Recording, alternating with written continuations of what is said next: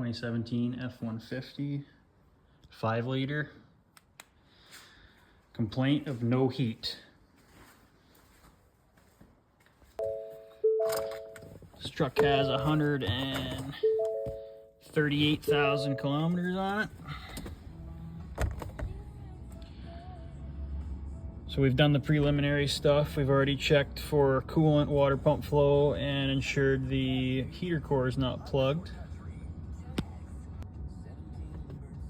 We're going to enter the controls interface module, and we are going to check our HVAC actuators. So as we see here, the interface module is reading our blend door position as hot. And with the vehicle running, it is definitely not hot.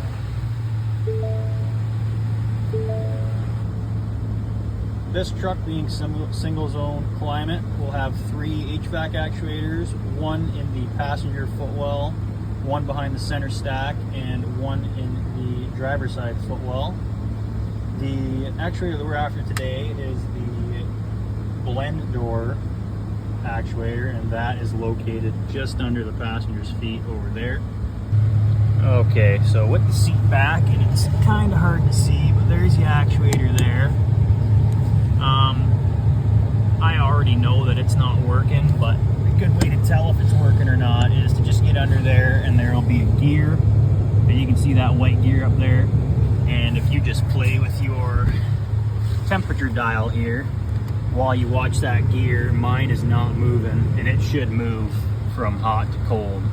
And even though my snap-on scanner is telling me that the interface sees that I want it to be hot and cold, that doesn't mean that the actuator's working. So the next thing we're going to do is we're going to remove that actuator, and it's held in with 3 Torx T25 screws and 1 electrical connector on the back of it towards the firewall. Okay, we're back. We've got the actuator out. That's what it looks like. I found it gave me quite a bit more room if it pulled the carpet back there, but there's the connector for it, and then it just goes up into the bottom of the heater box there. So you just got to make sure you clock this gear on the new actuator properly, and then the installation process, removal process, but backwards. And I was able to just get a screwdriver in there between the firewall and the heater box. So another little tip to take note of is your new actuator and your old actuator, you're going to want them to be lined up the same. You can see that flat spot there. You can plug the new actuator in and turn the key on, and it'll clock itself to where it needs to be, so it'll go in easier. Here's your aftermarket Napa actuator number, and there's the old actuator there.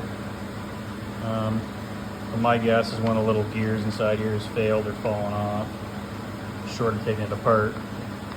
No way to really tell, but all this really consists of is a little electric motor, and then about 3 gears in here, little plastic cheap gears. So okay, now that actuator is replaced, I can show you here we got plenty of heat, but I'll set the dial to cool.